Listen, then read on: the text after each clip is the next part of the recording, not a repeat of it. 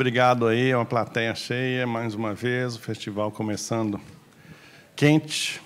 Para quem esteve aí ontem, começou fervendo, né? Foi muito feliz a nossa abertura ontem, com um monte de gente bacana. Hoje, retomando as ações, dizendo que tem uma programação espalhada pela cidade, uma conquista que a gente teve para minimizar o problema aqui de o auditório ser pequeno, mas a gente adora ele ser pequeno, porque ele fica mais aconchegante, né? Esse evento é realizado pela Lei Federal de Incentivo à Cultura, a Lei Rouanet, com patrocínio da CBMM, Itaú e Rede. E tem como parceiro cultural o SESC em Minas. E um assunto dessa mesa é essa coleção de livros que eles editaram pelo Instituto, e alguns dos autores estão aqui, a turma envolvida nisso. O Rogério Reis participa também, com um dos livros é dele. Descobriu a fotografia com o professor Jorge Rax, nas oficinas do bloco Escola, no MAN do Rio, e nos cursos de fotografia nos anos 70. Estudou fotografia também com Alair Gomes, fez estágio com David Zing. Na década de 80, atuou no grupo F4, participou das coletivas do Infoto, Fornat. É formado em Comunicação Social pela Universidade Gama Filho, trabalhou como fotógrafo no Jornal do Brasil, Globo, Veja, foi editor de fotografia no JB de 91 a 96, edita o site tiba.com.br desde 2000. Recebeu diversas premiações e está em diversas coleções em museus relevantes no Brasil e no mundo. Em 2002, emprestou seu nome ao personagem fotógrafo do filme Cidade de Deus, de Fernando Meirelles, baseado no livro do escritor Paulo Lins. Querem ir subindo? Vamos lá. Daqui a pouco eu vou chamando, enquanto vocês sobem, o Edu Simões também, que é fotógrafo, né? Começou sua carreira em 1976 como fotojornalista, pertenceu ao staff da agência F4, foi editor assistente da revista Isto É, editor de fotografia das revistas Godia, República e Bravo, recebeu o prêmio Vladimir Herzog de Direitos Humanos, o prêmio Marco Ferrer, foi fotógrafo exclusivo do Caderno de Literatura do IMS, sua obra está presente em coleções do MASP, IMAM, Pinacoteca do Estado de São Paulo, Museu Oscar Niemeyer, na Maison Européenne de la Photographie e no Conselho Americano de Fotografia. Tem vários livros publicados também. O Edu já esteve aqui nesse palco em outra ocasião. E, por fim, o Kiko Farcas, designer e ilustrador formado pela Faculdade de Arquitetura da Universidade de São Paulo, em sua prática diária na Máquina Studio. Fundada em 1988, ele atua principalmente nas áreas editorial, cultural e institucional. O trabalho editorial na Máquina Studio se caracteriza pela atenção dada à criação de um projeto editorial que, posteriormente, irá gerar um projeto gráfico, pela importância da edição de imagens e pela manusabilidade do objeto que transportará todo o conteúdo, suas características físicas. Sócio fundador do ADG Brasil, Kiko é membro da Alliance Graphique Internacional. Peso pesado só aqui nesse festival, né, gente? O negócio aqui não é mole, não. Então, eu agradeço demais a presença de vocês.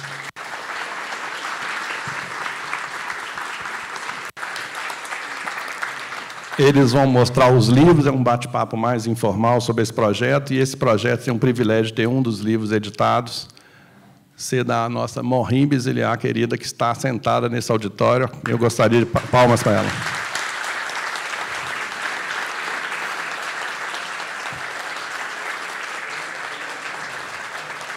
Obrigado, Morim. Então é isso, podem tocar a bola aí, tem microfone para vocês, ver se está funcionando. Opa! Boa noite. Aquele passadorzinho da imagem, por favor.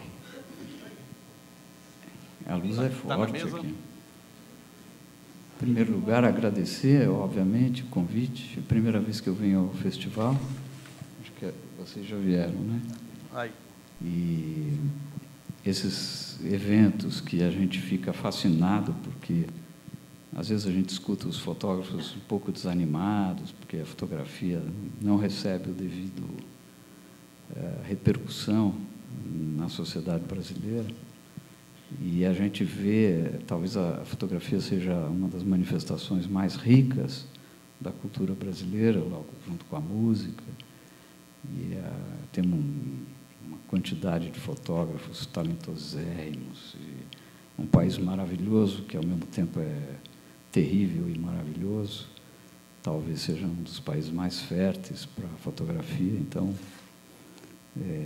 a gente via um festival desse acontecendo, sempre enche a gente de energia, né? Grandes colegas aí. A gente sabe que isso se deve ao trabalho de uma equipe maravilhosa, que sem eles nunca funciona.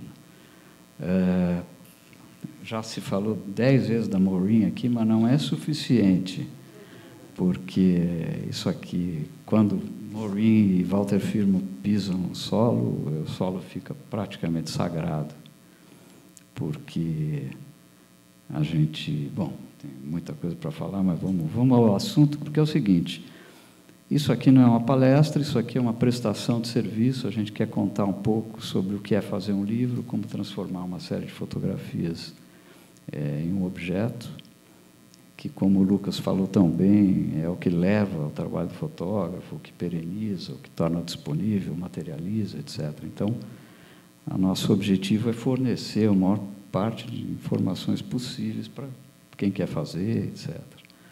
Essa coleção, ela começou... O Instituto Olga Cos trabalha com inserção social de deficientes, né? E ele tem uma técnica muito interessante. Eles usam a arte, eles convidam um artista, o artista bola um seminário que vai ser levado para os jovens ou adultos, e depois eles fazem o livro do artista e uma exposição onde eles cotejam o trabalho do artista e o trabalho dos aprendizes deles. E é fascinante, é fascinante. Eu não os conhecia, o Cláudio Tosi me apresentou, falou: olha, eles fazem livros de artista, agora eles querem fazer livro de fotografia. Eu falei do seu nome. O Wolf me procurou, falou: eu quero fazer 2 livros de fotografia, um do seu pai e um seu. Eu falei: tá bom, tá bom. Aí fui ver os livros que eles faziam. Eram livros impressos na melhor gráfica de São Paulo, mas eram livros editorialmente frágeis. E eu falei: Wolf, vamos fazer direito, já que você gasta dinheiro, faz o livro, vamos fazer direito. Ele falou: você está falando que eu não sei fazer livro, pô. Eu falei: é isso mesmo, não é bem assim. Mas ele falou: eu não sei mesmo, então por isso que eu te chamei. E aí eu chamei o Kiko. Kiko é meu irmão e os grandes designers brasileiros, tenho esse privilégio, e a gente já tinha feito alguns livros juntos, e eu falei: o Kiko deu um jeito, adaptou o formato deles e pegou dentro da fórmula deles, que tem que ter 160 páginas, etc. e tal, e bolou esse jeitão. Nós fizemos o livro do Thomas e depois fizemos o meu. E aí ele falou: quero fazer mais 4 livros esse ano e tal. Aí eu comecei a propor o livro do Edu, do Rogério. E depois ele falou: tem que ter gente famosa aí, porque ajuda a captar, que ele faz isso através da Lei Rouanet. Aí fizemos o livro do Bob, eu propus o livro da Maureen. Quem é essa mulher? Aí eu falei: pode ficar tranquilo, ela é importantíssima. Depois ele me falou: pô, andei falando por aí, ela realmente é mulher, bacana. Então, isso é só para entender essa coleção. Quando ele me chamou, eu sou muito a favor de prestação de serviço. Eu falei: vamos fazer livros que ajudem as pessoas a não ficar exibindo o trabalho de alguém, mas que ajudem as pessoas a entender como é que faz, etc. E a gente, na verdade, só conseguiu seguir esse modelo que a Aperture tem nos Estados Unidos. É um modelo em que o fotógrafo comenta o seu trabalho. E nós não pudemos fazer isso nos primeiros, conseguimos fazer isso no livro do Bob Wolfenson, porque quando ele me falou do Bob, eu falei: olha, o Bob é o cara mais publicado do Brasil, tudo que ele já pensou em fazer já foi publicado. Ninguém precisa de mais um livro do Bob, nem ele. Aí ele falou: não, mas sabe que ajuda, né? Aí sentamos, eu, Kiko e o Bob, conversamos longamente, somos amigos de juventude. E o Bob é um dos grandes contadores de caso, ao lado do Rogério Reis aqui, que talvez seja o maior deles. E eu considero mesmo. Não, o cara é muito bom. Inclusive, ele vai falar por último, porque se ele começa, a gente não quer parar. Aí o Bob começava a contar, começou a me escolher as fotos, ele ia comentando. E aí eu falei, pô, vamos fazer um livro, ele contando as fotos dele. E que virou o tal do livro falado. Depois o Kiko dá mais detalhes. E então essa coleção foi se estabelecendo. Cada vez que eu faço um livro, eu falo, chega, não vou fazer mais. Ele fala, não, você tem um contrato. Ah, tá bom, tá bom. E no começo ele não dava palpite nenhum, depois ele começou a gostar. E aí tem uns palpites. Mas um grande prazer, eu também aceito fazer isso, porque são pouquíssimos editores corajosos, como a Mônica, né, que mete o peito para fazer livro de fotografia no Brasil, porque a distribuição é difícil, ninguém ganha dinheiro, é um sacerdócio, né? Muito bem. A coleção é isso, vocês vão ouvir, vão ver. Os livros estão aí, depois, quem quiser ver. Eu comecei como fotógrafo, mas logo em seguida virei editor.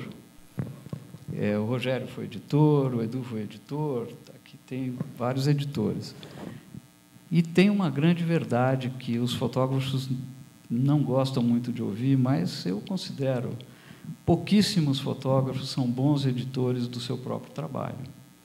Não por ignorância, mas talvez por excesso de envolvimento, por carinho excessivo por algumas imagens. E eu acho que é um grande desserviço que os fotógrafos fazem ao seu trabalho, é não colaborar com pessoas de talento que podem mostrar outras facetas do seu trabalho e também pessoas que entendem do objeto. O objeto livro não é uma exposição, não é um carrossel de imagens. Então, um bom designer, num livro de fotografia, é um coeditor. O Kiko, para mim, sempre, nessa coleção, sempre coeditor, se não for o editor. Então, acho que é fundamental essa interferência de outros olhares sobre o trabalho de um fotógrafo para fazer um livro. Então, dito isso, eu queria falar um minuto sobre o que é ser editor. Eu tenho um grande amigo que é talvez um grande editor, que é o Matinas, e ele dava um curso lá na universidade sobre jornalismo, sobre edição. E ele começava falando, olha, editar é uma tarefa ética, moral. Não é simplesmente cortar um texto ou editar um texto. Tem uma série de compromissos. E um dos grandes compromissos de um editor, principalmente em fotografia, é que quem vai brilhar é o fotógrafo, não é o editor. Então, ele trabalha para que o outro brilhe. É como dar o passe para o gol. Então, é um compromisso importante que o cara tem que entender o trabalho do outro e, ao mesmo tempo, se dá o direito de interferir, entre aspas, mas com o objetivo de elevar, de mostrar, olha, acho que você está mostrando fotos demais, ou está redundante, ou está faltando isso. Nunca me esqueço que o Lorca foi ver minha exposição e falou, está muito bom, mas tem retrato demais, hein? Aí eu falei, tá bom, vamos nessa. A gente ouvindo, a gente cresce, né? Então, e um dos maiores fatores para um bom editor é ser generoso, saber que quem vai brilhar é o outro. Outra questão é para que serve um livro, né? Uma vez aquele curador de fotografia da Tate, que hoje depois foi para o museu, a Maison Europeia de Fotografia, o Simon, ele teve numa SP Art dessa, perguntaram, como é que vocês descobrem fotógrafos, como é que vocês selecionam o trabalho? Ele falou, olha, façam livros, o livro chega até a gente olha. Então, o livro é grande vitrine. Hoje a gente tem o Instagram também, que é uma grande vitrine, mas o livro é sensacional, porque você consegue materializar, dar uma sequência, e priorizar, etc. E tal. Então, o livro é muito útil para os fotógrafos, talvez seja um instrumento mais acessível de divulgação do trabalho, né? E aí tem uma coisa que é o seguinte, já falei um pouco, o livro não é uma coleção de fotos, o livro não é um portfólio, o livro não é uma exposição, o livro é uma outra coisa, é um outro bicho. E isso é o que você vai falar um pouco mais. Ele tem um peso, ele tem um tamanho, ele tem um jeito, o jeito que o papel vira. Por exemplo, eu dou os livros, às vezes, para as pessoas abrem o livro de trás para frente. Então, você precisa lembrar disso, que o cara não vai entrar por onde você quer que ele entre. Às vezes, ele entra pela porta dos fundos, né? Então, isso é importantíssimo que os fotógrafos saibam. E, finalmente, o editor passa por N perrengues, é uma coisa comum. Um dos maiores perrengues, por exemplo, é a inserção de um texto. Eu lembro quando estava fazendo o primeiro livro da Amazônia, com o Iatan Canabrava, que, aliás, é um dos grandes editores do Brasil. Eu pedi um texto para uma historiadora, a Lili Schwartz, que gosta muito do livro. Ela falou, você me dá uns 4 dias? Eu falei, dou. Aí o Kiko falou, que tamanho vai ter o texto dela? Eu falei, acho que é 1 ou 2 páginas, mais ou menos, 3. Aí, depois de 4 dias, ela mandou 17 páginas. Eu falei, ai, meu Deus. A gente ainda tinha um texto do SESC, tinha um texto do jornalista que me acompanhou durante 10 anos na Amazônia para fazer esse livro, e eu tinha algumas coisas para falar. Aí comecei a ficar coçando a cabeça, o Iatan falou, esquece, põe tudo no fim. Aí eu falei, boa ideia. É livro de fotografia, pô. Eu falei, mas o texto do Danilo Miranda, pô, eles estão pagando o livro, eles fizeram. Eu falei, eu falo com o Danilo. E, de fato, nós pusemos tudo lá no fim. E eu aprendi, agora meus livros, os textos são tudo no fim. E é ótimo. E há pouco tempo, a gente está fazendo um último livro agora, que o Wolf falou, quero fazer mais um livro seu, hein? Eu falei, tá bom, tá bom. Nós estamos fazendo um livro difícil, um livro muito difícil, foi talvez o livro mais difícil que a gente já fez, porque ele tem o Brasil de 45 anos para cá, com retrato, paisagem, Amazônia, tudo. E eu pedi o texto para um grande amigo, que tem uma visão do Brasil maravilhosa, que é o Paulo Lima, e ele falou, fiquei muito honrado, vou fazer, demorou uns 3 meses. E ele também mandou um texto enorme, só que metade do texto ele fala de mim. Eu falei, puta, o que eu vou fazer? Eu falei, Paulo, não dá, é para falar do Brasil. Aí ele falou, não, joga o texto fora, então. Então, editar é botar um monte de gente num só objeto, é respeitar linguagens, pontos de vista, colaborações, talentos e, acima de tudo, ser criterioso e generoso, né? Eu vou te interromper. Então, vai. Porque o que o João está falando é uma verdade, mas é uma mentira, aproveitando a palestra anterior. É uma colaboração, mas é um embate. Porque, se não tiver embate, não tem edição.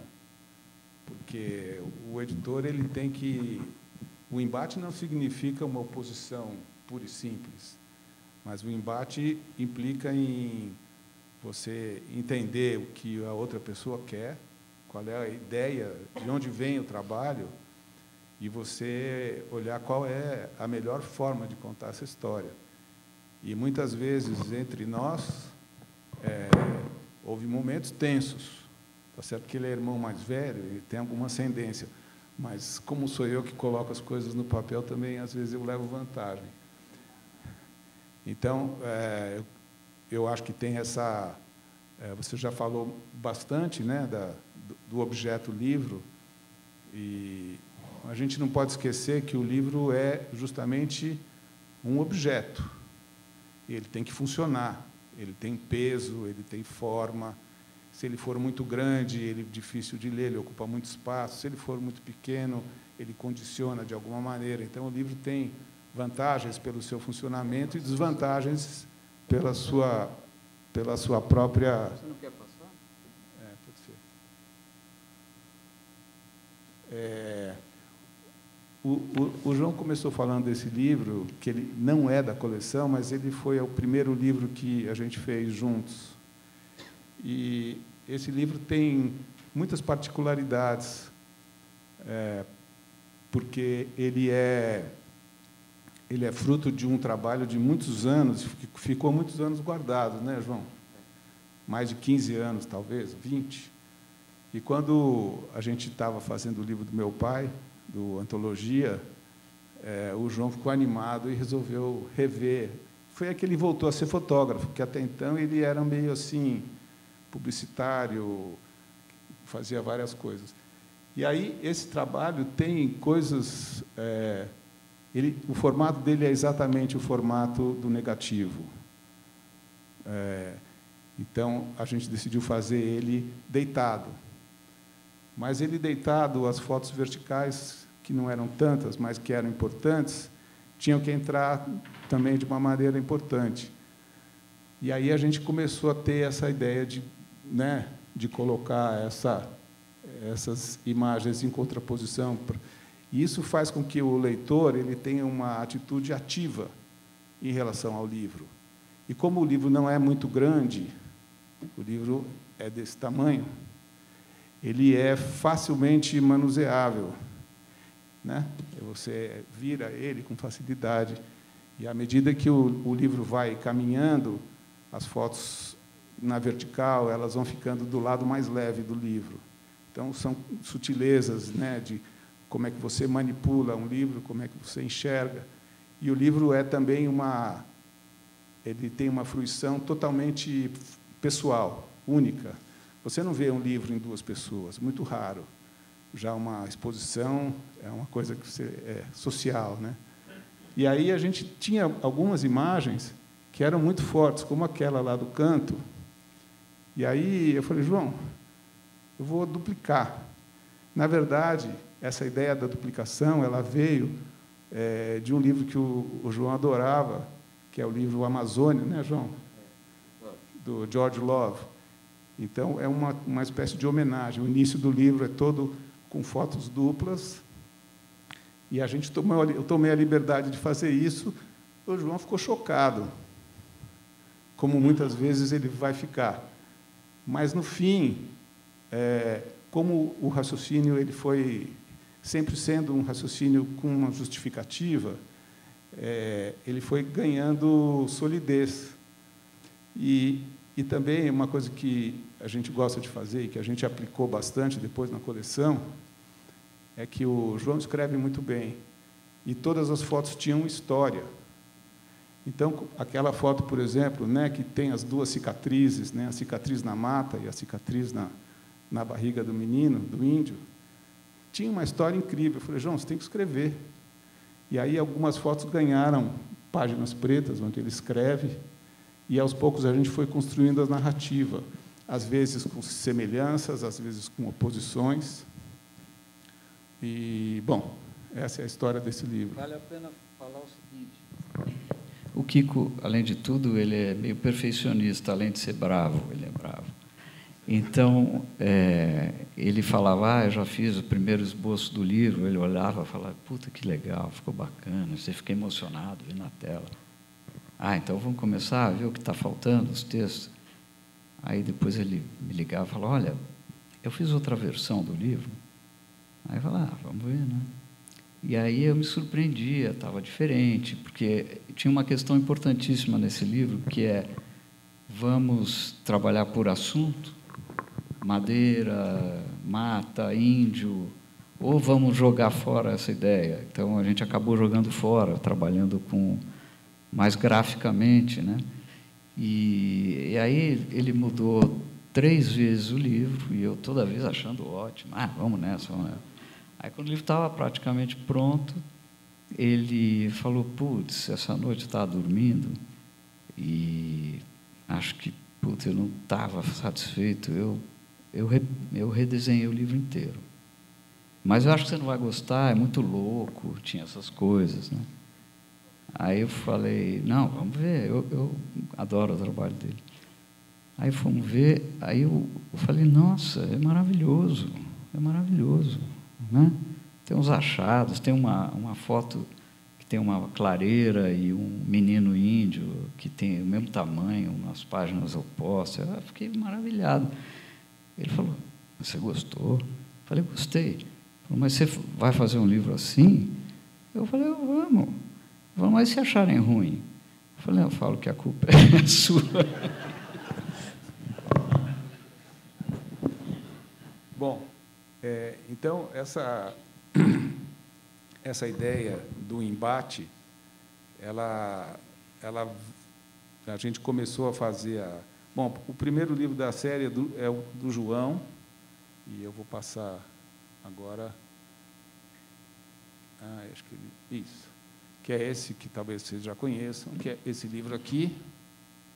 E esse livro, ele apresentava uma questão muito interessante, porque o João fotografou essas máscaras no Carnaval, e elas são praticamente iguais, elas têm a mesma gestalt. Essas orelhas, as cores, as poses, era praticamente sempre esse plano meio americano. E nós ficamos na dúvida entre fazer muitas variações para que o livro tivesse um interesse, entre aspas, a pessoa pudesse ir olhando e não enjoar, ou então a gente faria exatamente igual para que as diferenças pudessem ser percebidas por termos de comparação. Então, quer dizer, você tem eles praticamente na mesma posição, eles têm o mesmo tamanho, eles estão colocados da mesma maneira, e aí, de uma certa maneira, você tem uma relação mais profunda com a imagem, você consegue entender as variações. E aí, algumas imagens onde você consegue ver o olho do cara lá dentro, porque é sempre de fora, e aqui você consegue ver o olho por dentro. E aí também, então, depois que a gente decidiu isso, o livro era todo branco. E aí... Ele me mandou a arte final. Ele mandou a arte final, eu falei, você ficou louco? Você vai botar amarelo? Vai acabar com o meu trabalho. Isso aí vai simplesmente, você está louco. Calma, ele falou, calma, pensa um pouco aí, depois a gente conversa. E aí ele me convenceu, ele falou que o amarelo, como ele está sempre, ele vai sumindo, né? A percepção do amarelo vai sumindo. E ficou bacana.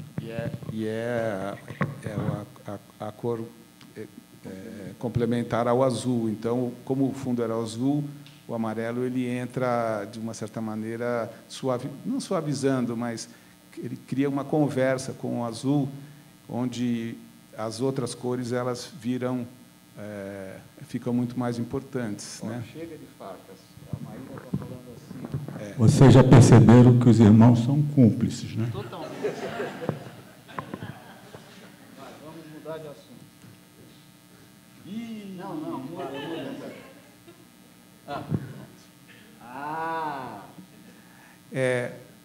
Agora chega de falar também, né? Eu posso passar para o Edu ou para o Rogério. Oi, vou falar pouco, tranquilo. Vocês tocaram em duas questões. Uma que é o livro, que é o nosso objeto de apresentação aqui, e também da prática do editor, né? Eu tive uma experiência interessante, porque eu sou prata da casa lá do Jornal do Brasil, né? Saí da faculdade num programa Empresa Escola, e depois saí do Jornal do Brasil, Vejo e tal, fui trabalhar na F4, no grupo, nos anos 80, né? Que era uma agência que eu tinha forte, fui convidado para trabalhar na F4, na época, no Rio de Janeiro, eu e o Ripper, João Roberto Ripper, no mesmo período, né?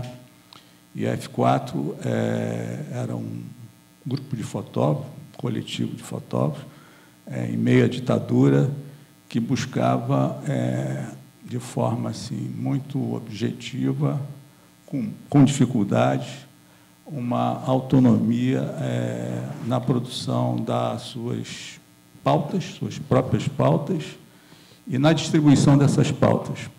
Era difícil, mas a gente sobreviveu, né? E outra característica que eu acho que tem a ver com esse livro e outros trabalhos que eu tenho, no período da F4, que a F4 tinha uma coisa muito interessante, né? Todo mundo precisa trabalhar, ganhar dinheiro, prestar serviço, fotografar o que não quer. Estou falando do fotógrafo de ofício, né? Mas na F4, para o sujeito permanecer na F4, ele tinha que, pelo menos, produzir 2 ensaios por ano, né? Eu acho que eu exagerei um pouco, porque o projeto do Carnaval na Lona foram 16 anos, né, Maíra? 16 anos, perfeito, né? Acabei me apaixonando pelo projeto, enfim, esse projeto vem da F4, né? Mas como, voltando um pouco à questão do editor, eu sou convidado, como aquela velha história, prata da casa, o sujeito evolui um pouco e tal, para voltar a ser editor em 91. Claro que eu resisti, mas fui seduzido pela minha história passada com o jornal, né? E fui para uma reunião e falaram, olha, a gente está acompanhando aí mais ou menos o que você faz e a gente quer combinar com você fazer uma composição política para produzir mudanças na fotografia do Jornal do Brasil. Eu falei, opa, mas como é que vai ser isso, né? Não, a gente acha que tem 1000 questões, 1000 vícios, assim, e tal, que você, às vezes, fala com a gente quer fazer um plano de trabalho novo. Isso é difícil, porque a cultura de texto na redação, ela é a maioria, né? E eles falam, não, você vai ter sempre apoio, claro, o sujeito que vai te apoiar pode discordar do diretor de arte do jornal, da redação, e de 2 editores executivos. Um deles era o Rosenthal Calmon Alves, que dá aula na Universidade do Texas hoje, que foi meu professor na universidade, que deu a entrevista na nossa roda de conversa e que me apoiou integralmente, né? Então, fui chegando devagarzinho, né? E, primeiro, eu comecei a colocar a questão de uma certa visão maniqueísta na linguagem da imagem jornalística. Quer dizer, eu estou falando de jornalismo diário, né? Que não tem muito tempo para reflexão, e você fica ali na linha da história, todo dia, embarcando nessa linha. É muito excitante, eu acho que é viciante. Minha mulher está aqui, sabe disso, porque não tinha celular, eu saía de casa cedo, e no final do dia eu ligava para ela, ó, eu estou aqui em Buenos Aires, procurando o Bandeira de Mello, que fugiu para cá e foi piloto do presidente Collor, né? E assim outras coisas, né? A gente, às vezes, geralmente, o fotojornalismo diário da grande imprensa, pelo menos 1/4 da equipe está sempre vacinada com passaporte em dia, né? Porque isso é excitante, né? Você surfar nessa linha da história. Porém, na rotina desse tipo de cobertura, tem vários vícios de linguagem, né? Um deles é essa visão meio maniqueísta, né? Que, principalmente a cultura de texto, e também no jornalismo diário você não tem muito tempo para discutir essas questões, né? Eu sempre falava, vou ter que puxar o freio de mão para conversar e tal, né? E vamos trabalhar primeiro as pautas dominicais, que tem mais tempo, né? Eu me lembro que a gente, segunda-feira, destacava um fotógrafo para fazer a tal matéria dominical e, dependendo da pauta, vai para a pesquisa estudar o que você vai fazer, né? Não adianta nada você sair todo dia. Se você faz uma boa pesquisa, você vai ter uma ideia na cabeça mais precisa de onde você está se metendo, né? Então, esse tipo de espaço, eu tentei abrir no JB, eu não aguentava mais ver toda segunda-feira, isso ocorre até hoje, no Jornal da Minha Cidade, no Globo, toda segunda-feira. Já está para encerrar? Não, estou falando de edição. Vou terminar.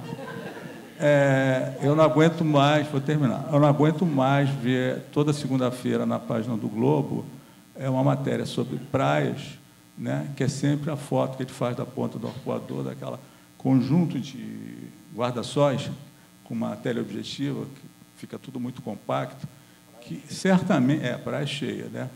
E tem muito isso, né?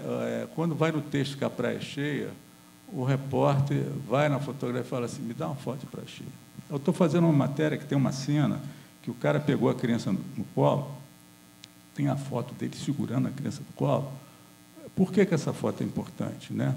Tentar passar para a redação que a imagem pode ser complementar, não redundante em relação ao texto.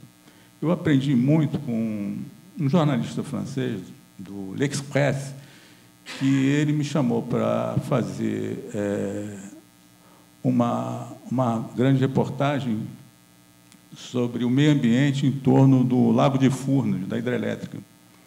E, quando nós chegamos lá, ele disse: você vai por aqui, eu vou para lá, e a gente se encontra, e depois você volta e faz o meu caminho. E depois a gente conversa e edita a matéria. Eu achei fascinante isso, entendeu? Porque eu me encontrei com ele num ponto norte. O que você viu? Vi isso, eu acho interessante. Ele me disse: eu vi isso. E depois eu fiz o caminho dele, ele fez o meu, nós nos encontramos de novo, e eu achei esse exercício interessante, porque não houve ninguém influenciando ninguém. Não havia nenhuma competição entre o que ele queria escrever e o que eu poderia fotografar, né? Então, acho que esse tipo de mudanças e outros, eu não vou ficar aqui detalhando, né? Criar novos conceitos por editoria, né? Eu acho que o fotojornalismo do jornal impresso ou digital, ele sempre foi muito superficial, né? Eu, por exemplo, não aguentava todo jogo de futebol que tem no meio de semana e quarta de semana, ver a foto do sujeito comemorando o gol no início do campeonato. Eu falei: então, quando ele for campeão, você vai continuar colocando ele comemorando, né? Eu me lembro que eu tive um editor ousado ali nos anos 70, que combinou com o editor de esporte. Tinha um juiz de futebol, os mais velhos devem se lembrar, que se chamava Armando Marques, que era um bailarino, era um cara que parecia de uma expressão corporal incrível, né? E um dia nós estávamos ali no aquecimento para ir para o Maracanã, era o Odemário Toguinhol e o Alberto Ferreira, que fez aquela foto da bicicleta do Pelé. E me disseram assim: olha, vão 3 fotógrafos, garoto, é o seguinte, não, ninguém vai fazer o jogo. Era um fla-flu. Como ninguém vai fazer um jogo? Vamos fazer um ensaio sobre o Armando Marques, né? E ele estava começando e estava chamando muita atenção. Bom, é claro que o Armando Marques adorou, mas teve na capa do Esporte, miolo, primeira página, deu Armando Marques direto. Por que a gente tem que fotografar um jogo? Principalmente, claro que tem que fotografar, mas dependendo do momento do campeonato e da monotonia daquele dia, a gente precisa ter opções. Então, foi mais ou menos assim, um choque de valores que a gente tentou. Evidentemente que não fomos vitoriosos em todas as situações, mas foi uma boa experiência. Vou passar para o livro, vou acabar, tá? Bom, com relação ao livro, né, no meu caso, a relação com a produção do livro, ela foi diferente, porque eu tive 2 Covid e eu não podia ir em São Paulo. Eu só fui na primeira reunião com o João para assinar o contrato lá no Instituto Olga Costa. Então, a ideia de fazer uma nova combinação das fotos do Carnaval, para vocês terem ideia, esse Carnaval de 16 anos, ele foi feito com Hasselblad, né? Negativo, 120, filme, e nós temos assim 2 caixas de negativo, né, durante esse tempo todo. Essas 2 caixas permitem 1000 combinações, né? Como eu já fui muito nessas caixas, eu adoro dar carta branca para qualquer pessoa, editores e curadores, produtores culturais, né, que queiram fazer novas combinações, né? Ali você encontra ali questões de gêneros, questões de atuais, né, das nossas feridas coloniais, você encontra um carnaval periférico, de subúrbio, mas eu acho que o grande lance dessa ideia do projeto Na Lona, que eu comecei com o Zé Araújo e com o Maurício Lissovski, foi, depois eles pararam, eu continuei sozinho. Trabalhamos juntos nos 3 ou 4 primeiros anos. Mas a grande sacada, vocês veem como o gesto é muito importante, né? A grande sacada é que a gente virou as costas para o sambódromo no período ali da abertura do sambódromo, que estava ocorrendo uma grande concentração midiática, porque o sambódromo tinha uma economia que é muito importante para a cidade do Rio de Janeiro, e o carnaval de rua ele foi assim nunca foi muito prestigiado, mas foi meio ignorado nesse processo. Então nós fomos muito bem recebidos, dividimos a cidade por 3 áreas e aí a gente começou a desenvolver esse projeto. Então ele tem essa pegada política aí de mudar a direção do olhar e também a preocupação, depois do 3º ano, de conduzir e criar um circuito dentro do próprio trabalho com os fotografados, né? Então, a gente começou a anotar, trocar fotos, né? Era interessantíssimo, depois de 4, 5 anos, um sujeito que eu fotografei muito já falecido, que era um ex-policial, Lorca, ele, todo ano, para chamar atenção, ele me mandava uma carta, e ele dizia assim, não vou sair mais do carnaval, né? E ele era excepcional, ele tem grandes fotos dele. Eu não vou sair mais no carnaval porque eu estou cansado e tudo. Aí eu respondia, Lorca, você é a história viva do carnaval, eu te amo, você fora do carnaval não faz o menor sentido. Aí ele se sentia valorizado e acabava aparecendo lá no nosso ponto de encontro, né? Então, teve todo um circuito que a gente desenvolveu, que eu tenho alguns amigos até hoje em função disso. Bom, rapidamente, do livro, fizemos uma recombinação.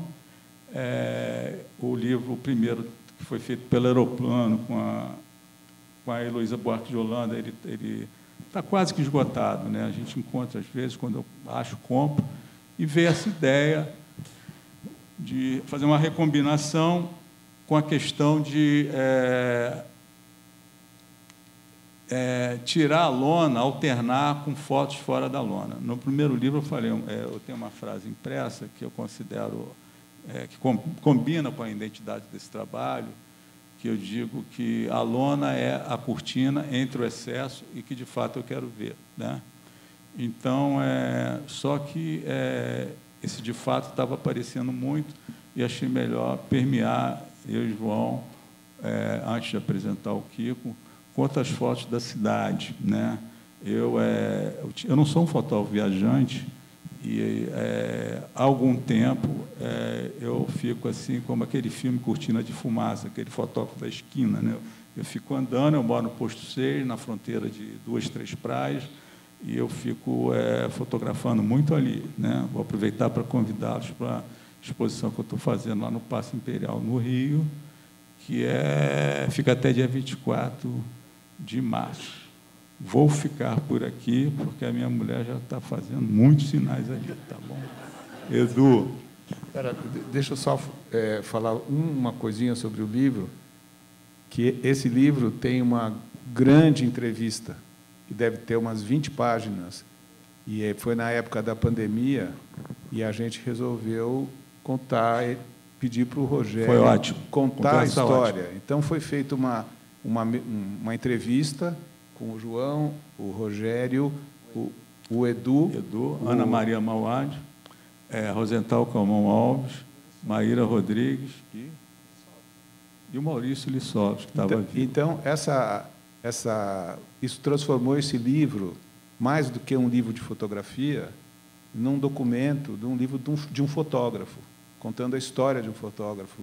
E eu acho que uma das características desses livros é essa ideia de contar uma história, né? De contar a história, de contextualizar. Então, a entrevista foi toda na íntegra, com todos os coloquialismos possíveis. E um detalhe interessante é que nós fizemos, o livro é todo preto e branco, né? E foi tratado como preto e branco. Mas eu quis colocar uma página azul para que as pessoas entendessem que o preto e branco era uma opção e não uma falta de opção. Então, quando você abre o livro, ele tem essa 2 páginas azuis, que é uma opção para dizer que o preto e branco não é por acaso. Mas eu acho interessante que essa conversa, outro dia eu estava lendo, a gente consegue passar o que a gente acredita muito hoje numa fotografia cada vez mais interdisciplinar, né, gente? Então, essa conversa vai um pouco para esse lugar e isso foi muito legal, né? Precisa trocar lá a apresentação, querido. Aí. Então, eu vou, como todo mundo aqui fugiu do script que a gente combinou, eu vou fugir também. Eu vou falar do meu trabalho mesmo. Eu vou falar de 3 coisas. O que é esse trabalho que virou o livro, um pouco sobre uma fotografia, quase que um manifesto, e depois voltar ao livro, né? Então, esse livro é sobre uma cidade no interior de São Paulo, uma pequena cidade chamada IEP, né? Vou ver como é que muda aqui. Essa é a cidade tem 7.600 habitantes, uma coisa assim, cabe inteirinha numa única foto, né? É uma cidade bem pequena, e é a cidade onde eu passei todas as minhas férias da minha infância, da minha adolescência, pós-adolescência, até mesmo antes de estar na escola, eu passava as férias lá. E é também a cidade onde mora minha mãe, que ela tem 87 anos hoje, e ela administra uma fazenda de gado. E eu falei que passei todas as férias até, mas quando eu passei da pós-adolescência, eu parei de ir lá. Deixei de ir, né? Eu ia muito esporadicamente, acho que eu passei uns 20 anos sem ir lá, né? E aí eu fui ajudar minha mãe, meu pai tinha falecido, eu fui ajudar minha mãe a reformar um imóvel que a gente tem lá, para virar um escritório. E esse é o Zé Henrique, que é o pedreiro, sozinho, ele então demorou alguns anos para essa obra, e eu ia frequentemente lá, e é uma cidade, como diz o João Facas, que não tem nada de poético acontecendo, nada de dramático acontecendo, né, quase nada acontecendo, um calor brutal. Aí eu, para passar, para não me morrer de tédio, de calor, eu resolvi fotografar a cidade, ficar circulando, rodando. Tinha lá, resolvia os problemas que tinha que resolver e ficava rodando. E também essa cidade, isso aqui é o portal da cidade, que traz 2 vontades, esse portal, na minha impressão. Uma é de querer ser uma instância de pesca, não é. E depois também essa é uma ideia de ser uma cidade com uma inspiração helênica, né? Tem essa coisa grega, né?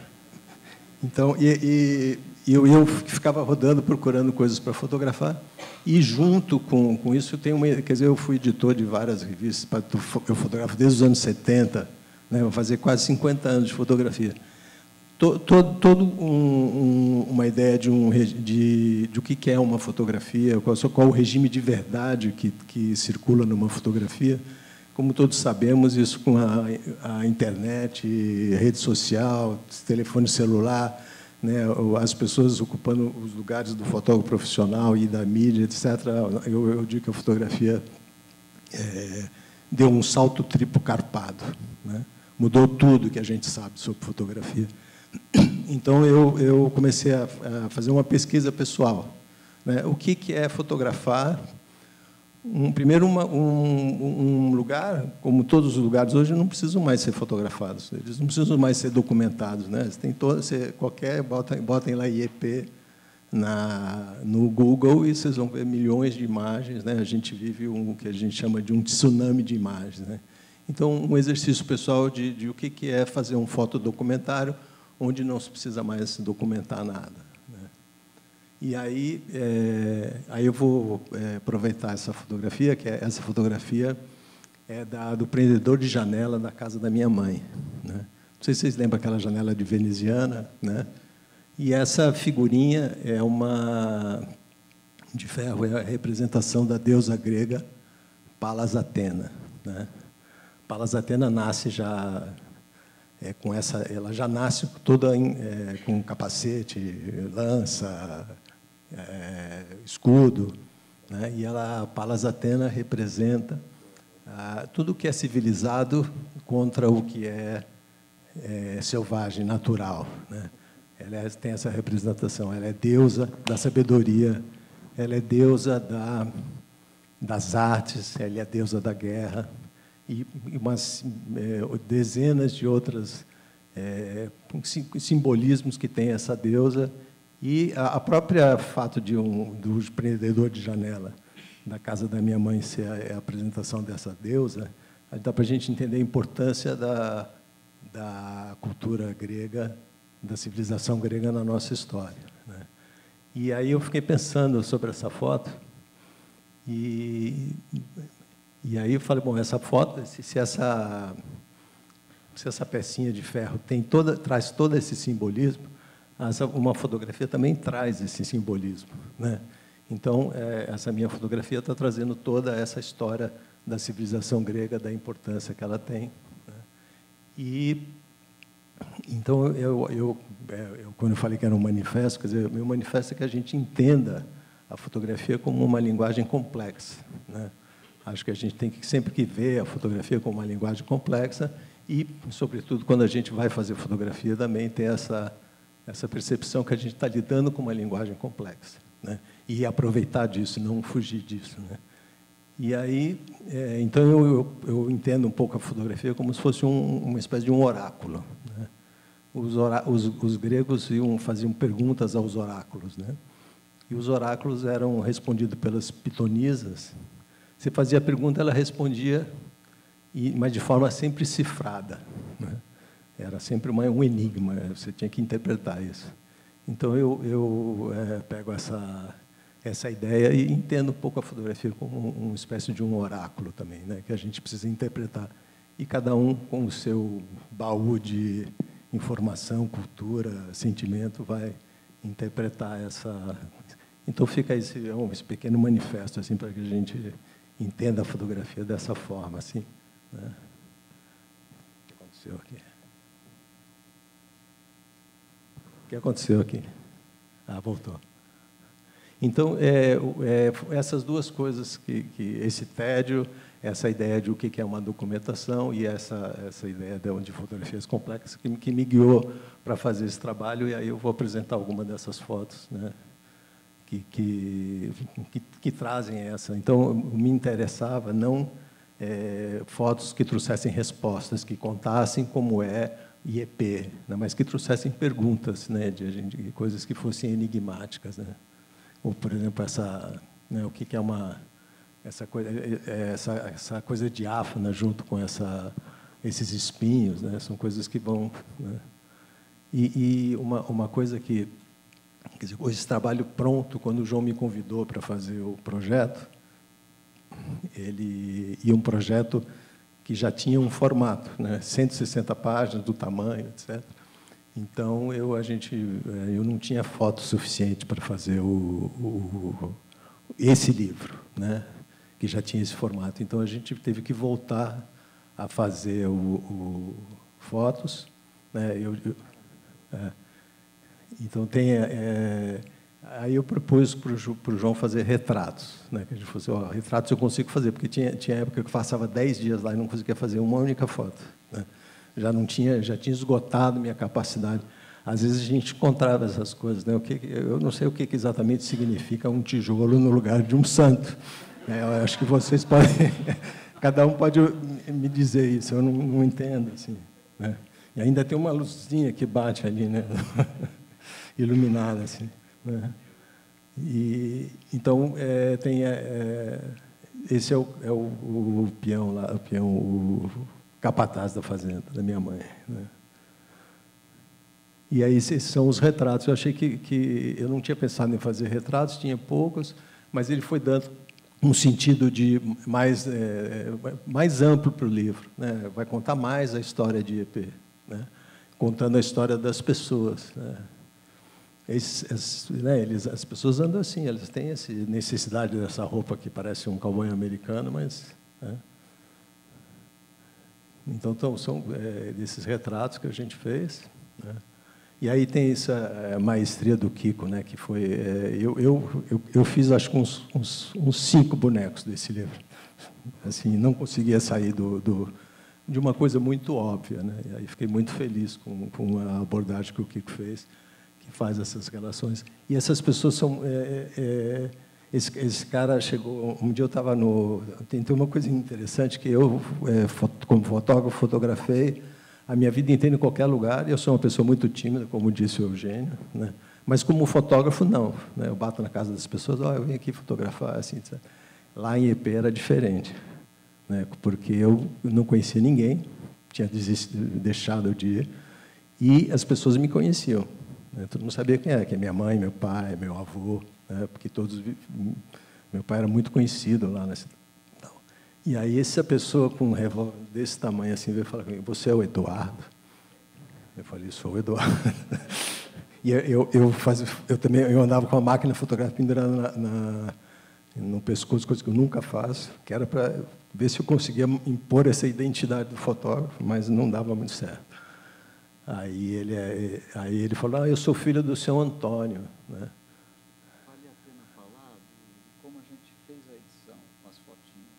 Bom, isso... Também, desculpe, acrescentando, como é que IP recebeu o livro? Ainda não recebeu. Ainda não recebeu. Eu estou planejando uma grande exposição lá, mas ainda não consegui organizar isso. Mas tem coisas... Você vai ter que explicar para eles que você não quer ser prefeito. Mas uma coisa que eu fiz é não contar para ninguém que eu estava fazendo esse livro, que eu não queria interferência. Assim, é uma viagem muito pessoal. Esse é o trabalho mais pessoal que eu já fiz. Né? Mesmo que tenha essa intenção fotográfica, de uma pesquisa fotográfica, mas essa é a minha vida. Esse cara... O pai dele foi um dos grandes heróis da minha vida, o cara que me ensinou a andar a cavalo, que me ensinou a rear a cavalo, que me ensinou tudo que eu sei, um pouquinho que eu sei de cavalo. Né? Passei minha infância inteira acompanhado pelo pai dele, eu tinha muita admiração. Aí eu fiquei conhecendo, né? E aí fizemos essa foto lá na cadeia onde ele é policial. Né? E aí o Kiko teve essa sacada de juntar, né? Mas para não estender muito, para ver se a gente tem um pouquinho de pouco, eu termino com essa frase, é a frase que termina o livro. Né? Então, muito obrigado, gente. Até aqui nos ajudou o senhor, mesmo em escombros.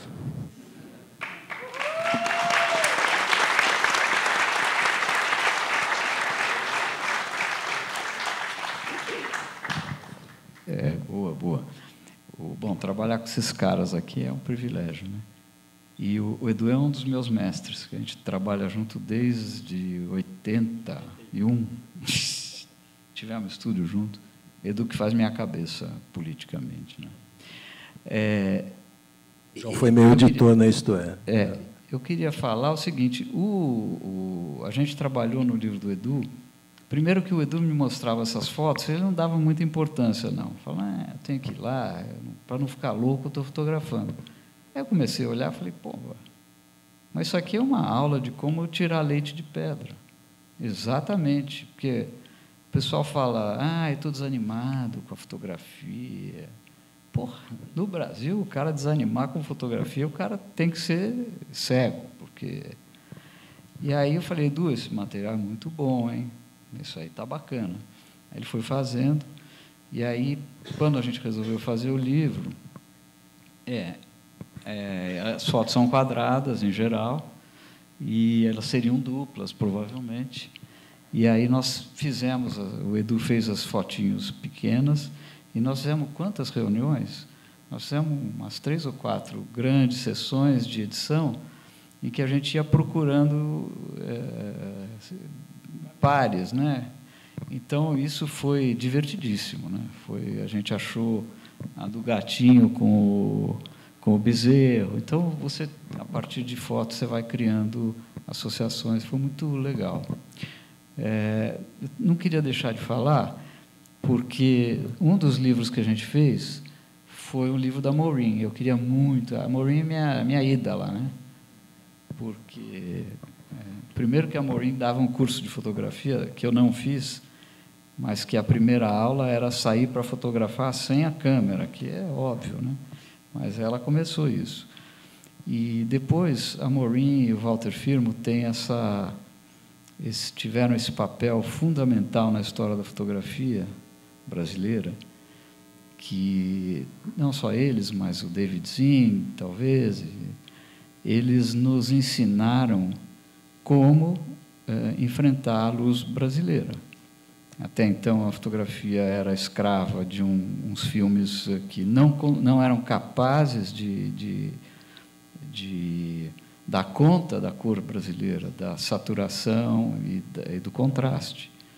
E eles falaram, não, espera aí, o Brasil é assim, bicho. O Brasil tem sombra preta, o Brasil tem cor estourada.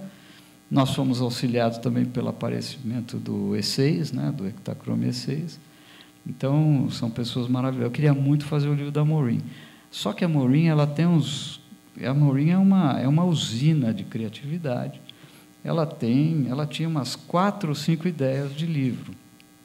E aí, a gente tinha decidido por um livro, né, Maureen?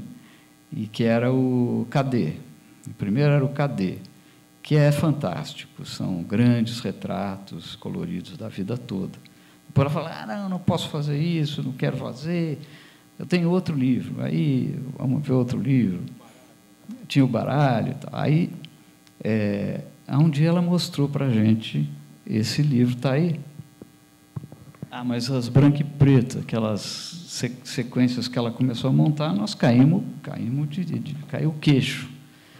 E aí, o livro era todo de combinações horizontais. Aí, a gente teve que rebolar, o Kiko inverteu, né? O livro era assim, a gente conseguiu fazer assim no mesmo orçamento, que era a condição, e fizemos, né, Maureen? Foi uma edição muito difícil também, porque foi durante a pandemia, e foi por troca de mensagem, bota isso, tira aquilo, e a Maureen, ela é uma usina mesmo, né, Maureen? Ela, não, vamos botar tal texto, vamos tirar isso, vamos botar aquilo e tal. Então, foi fascinante. Ela ficou meio brava, a uma certa altura. Microfone. Agora vai. Não, o que eu acho, negócio de conversa de livro, eu acho que, nesse sentido, tem que saber para quê e como. Às vezes... Opa, ele não quer me ver. Não, eu acho que essa questão é para quê e como. De vez em quando, se você não sabe isso, você mais ou menos nada dentro de uma escuridão, não? Mas eu acho que a coisa mais gratificante é poder fazer um livro, não? Que não é fácil, porque depende de muita gente. Eu acho, como é o título desse que você está chamando? O título dessa... Da série ou do livro? Não, do que vocês estão fazendo agora. Quantos autores tem um livro? Quantos autores tem um livro?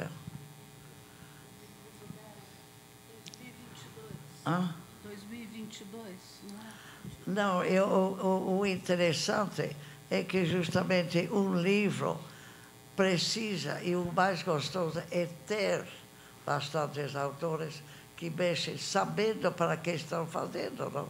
Então, é complicado, mas talvez a coisa mais gratificante hoje em dia é essa. É uma coisa de uma solidão e amizade, não é um tipo de... É raro. Fazendo um livro, a gente sofre, mas tem saudades quando acaba, não?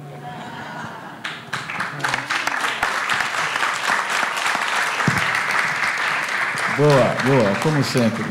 A Maureen, um dia... A Maureen tem um livro que é pedra de toque da fotografia brasileira, que é aquele livro do Xingu, enorme, que são folhas soltas. E sempre eu falava, Maureen, seu trabalho do Xingu é uma maravilha. Ela falou, não, deixa isso para a Cláudia, esse negócio de índio aí e tal. Isso é coisa da Cláudia. Mas um dia tinha uma curadora americana que veio para São Paulo, a gente chamou a Maureen para jantar com ela e tal, e eu tinha esse livro do Xingu. Aí ela pegou o livro, e o livro são folhas enormes, soltas, são 20 lâminas, talvez, Maureen, não é?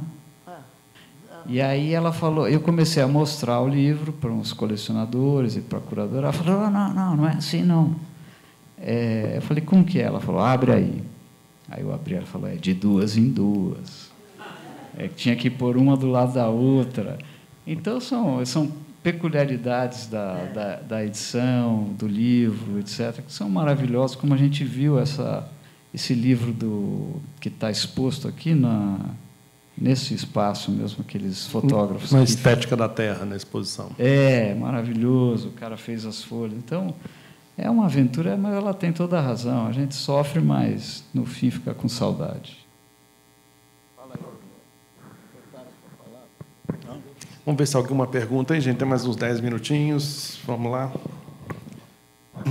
Mas é legal mesmo você observar, porque a nossa exposição tem um livro exposto, né? Foi uma sacada feliz assim dos nossos curadores aí, de trazer um livro que vocês viram lá, né?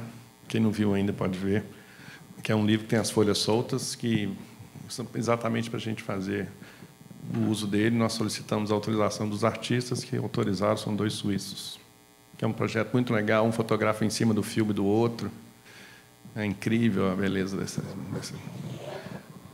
é o tesouro da exposição, cuja palestra vai ser depois. Então, a gente pode encerrar ou alguém vai comentar? Ali, ó. Vamos usar o tempo. Vamos usar. Olha o Joaquim Paiva aí. Aqui, ó. Ela quer comentar ali. Vai lá, por favor. Rogério, sobre o Na Lona, eu queria saber, desses 16 anos, em que ano você começou e em que ano você lançou o livro?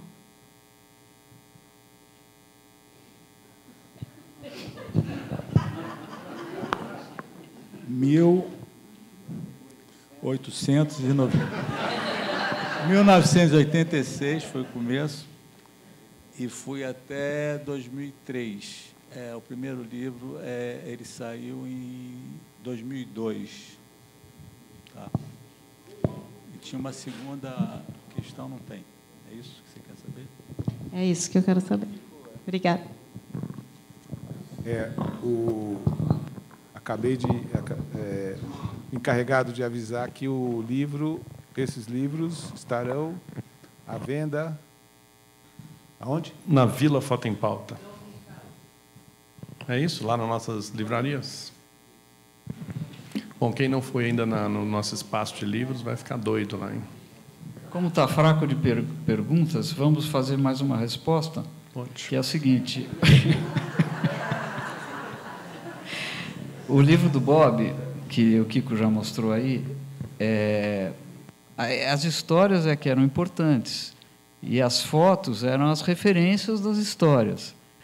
E aí o Bob falou assim, João, não dá, eu não tenho tempo para escrever. Eu falei, você escreve tão bem, conta as histórias. Ele falou, não tenho tempo. Aí eu falei, a gente grava. Aí ele veio 2 vezes no estúdio e a gente gravou, ele foi contando as histórias das fotos, não muito compridas. E o Kiko tinha feito a diagramação para textos curtos. Só que, na hora da revisão, o Bob falou, não posso falar isso da Gisele Bündchen, tem que falar assim, assado. Deixa eu corrigir. Aí ele começou a corrigir. Só que não só ele corrigiu, como ele começou a aumentar os textos. Ele começou a mandar uns tijolos. Ele se encantou com a ideia. E aí o Kiko falou, porra, o projeto livre é para texto curto, mas o Bob está falando muito, muito. Então, tem esses perrengues, né? Que você projeta de um jeito, chega na hora, o cara quer fazer de outro. O Rogério não foi muito, assim, fiel à história. Eu falei, Rogério, vamos fazer um livro sobre o Rio. Aí ele falou, tal. Depois ele falou assim, eu quero reeditar o Na Lona. Eu falei, recombinar, né? Falei, tofu, porque... Aí eu falei, Kiko, ele quer refazer o Na Lona. O Kiko falou, esse livro foi maravilhosamente editado, vamos refazer um livro que foi muito bem editado, vamos fazer pior. Ele falou, não, é porque está esgotado. Aí que a gente falou, não, então vamos botar o Na Lona dentro de uma moldura que, afinal, foi maravilhosa, porque é um banho de fotografia. Tem aí. Mostra lá. É o livro falado. A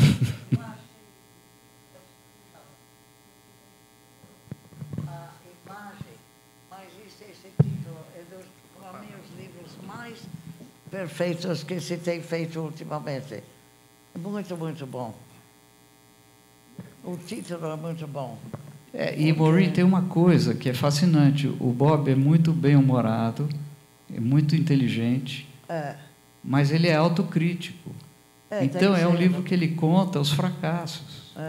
Ele conta, por exemplo, que ele teve 5 minutos para fotografar Pat Smith. Ele falou, se eu fosse uma besta, eu ia falar, não dá. Ele falou, eu tinha 5 minutos, eu tinha que fazer a foto em 5 minutos. Por que não? Então, ele conta essas histórias, são maravilhosas. Né? Não, é interessante que a gente não cansa de ver esse livro. Vê. E lê quando tem milhares de fotos. Muito bom. E essa capa é o Bob, né? É o Bob jovem. E o Bob tem sempre esse glamour, né? Ele é associado ao glamour, essas fotos posadas e tal. E aí eu achei essa foto, falei, Bob, tem que ser essa foto, porque esse livro é um livro que não tem, onde você conta de você, né? Ele fala da família e tudo. E é uma foto que não tem retoque, uma foto muito antiga. E, no fim, o livro ia se chamar Retrato Falado. Mas aí a gente achou que era meio policial demais. Porque a ideia desse livro era um livro de texto ilustrado por fotos, e não o contrário. Então, é por isso que ele virou o livro falado. O João acabou achando esse título. Você falou aí Retrato Falado, eu fico imaginando que, dessa época, o Bob era um limitante da Libilu, né? Então, também. O Bob queria estar aqui, mas não pôde vir. Uma pergunta ali, chegando ali, ó.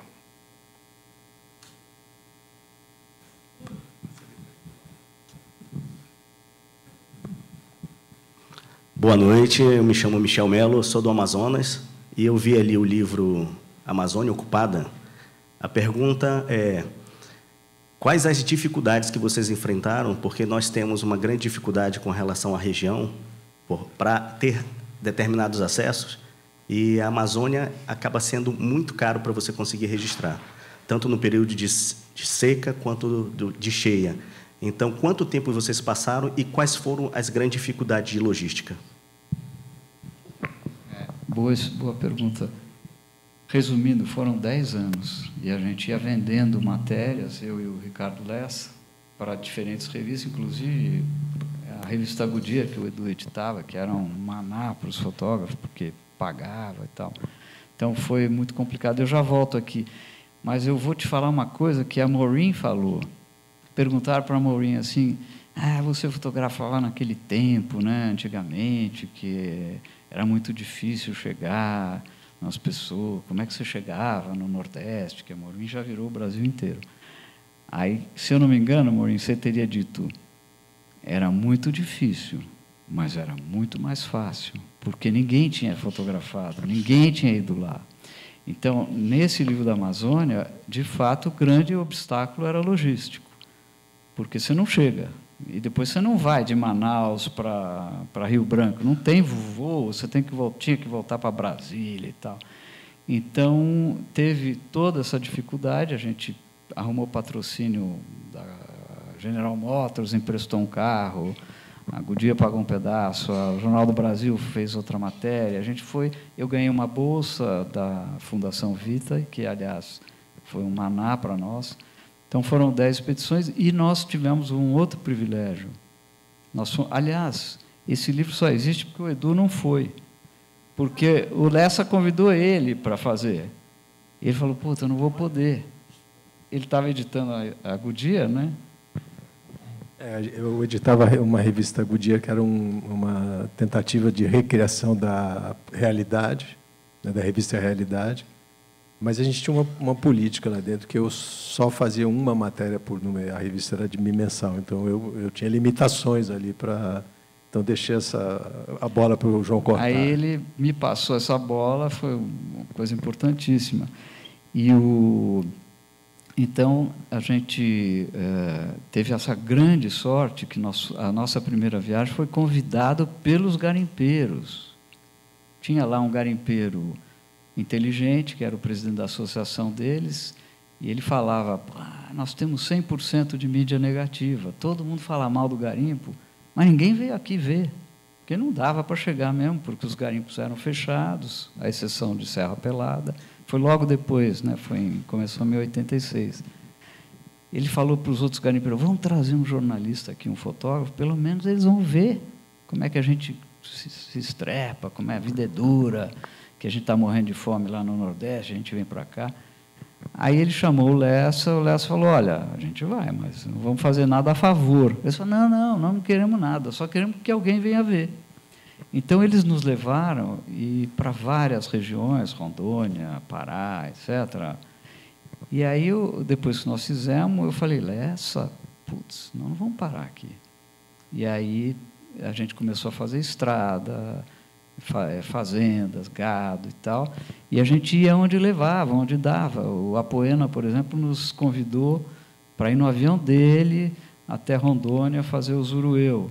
Então, a gente se programava, foram 10 viagens, e trabalhar na Amazônia é uma coisa terrível. Depois eu fui com o Edu uma vez para fazer o livro dele da Amazônia, que é um espetáculo. Eu perdi essa oportunidade, dei para o João, depois eu fiz um livro sobre a Amazônia. Foi a vingança, mas o dele é branco e preto.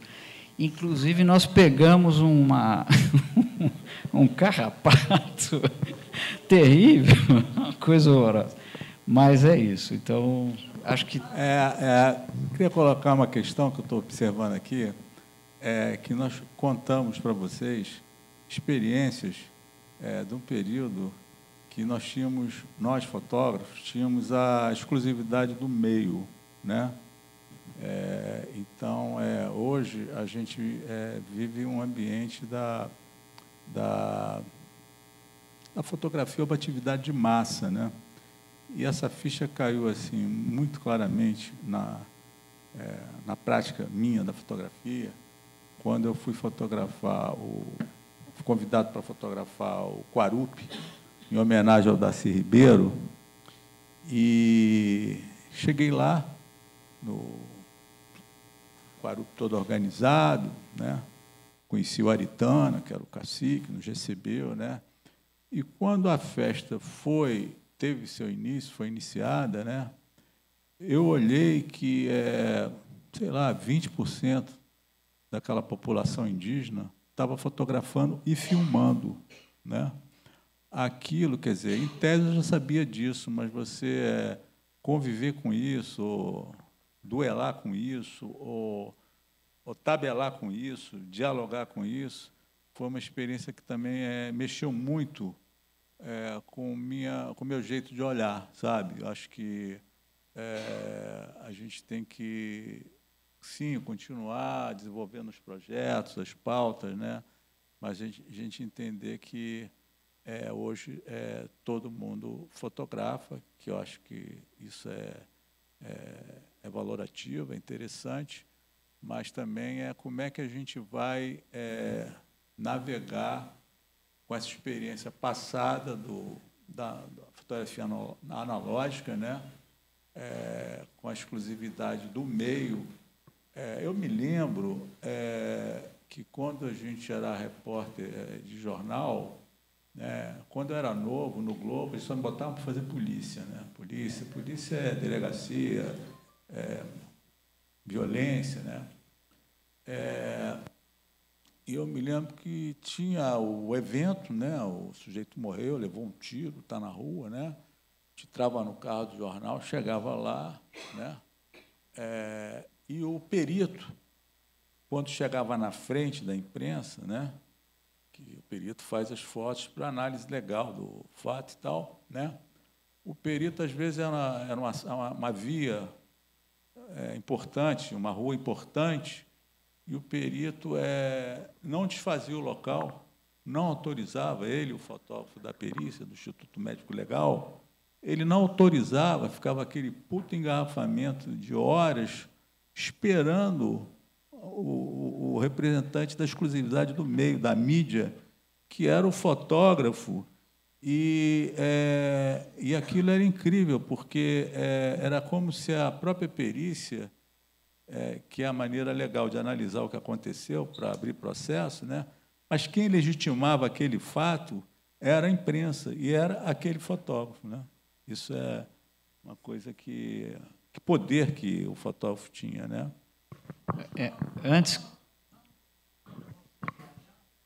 O que você trazia era novo. Agora todo mundo já viu tudo. Entende? Não, antes você trazia, todo mundo, vamos ver, havia uma excitação. Agora todo já viu um pouco. Outra coisa, você viajava com a janela aberta, você sentia que você estava viajando. Agora fecha a janela, põe televisão, você acha em casa. Então eu acho que era muito mais gostoso, mais simples, mais real antes, não? Mas olha, Morim, Rogério, Edu, Kiko, antes que a gente fique parecendo aqueles dinossauros, né, daquele tempo, as pessoas falam assim: mas agora, como é que é o fotógrafo? Todo mundo fotografa, todo mundo tira foto, não vai acabar o fotógrafo.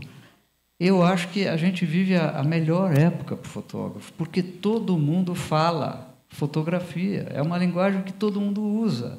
Então, o poder que a gente tem hoje é muito maior do que era, porque as pessoas entendem, as pessoas sabem como é, o que é uma fotografia. E tem um amigo nosso que fala uma frase que é maravilhosa: é preciso 1000 peladas para um Pelé. Então, o talento tem mais chance de aparecer quando tem milhares de pessoas falando fotografia. Desculpa, falamos demais.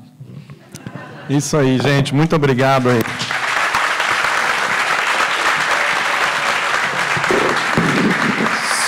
Só para comentar, Rogério, tem uma exposição aqui no Museu de Santana do Piratá Uaurá, que é um indígena que está fotografando, ao lado do Renato, que é o Soares, que é um tradicional fotógrafo, né? Então, essa discussão está aí na rua. E os livros estão bombando lá na Vila Foto em Pauta. Vamos lá, tem um café, tem a exposição dos livros da América Latina, tem os livros da revista Zoom. Vamos embora. Obrigado.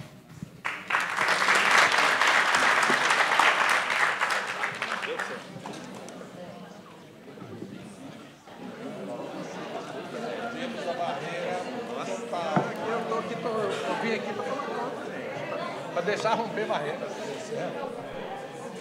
A menina é brava.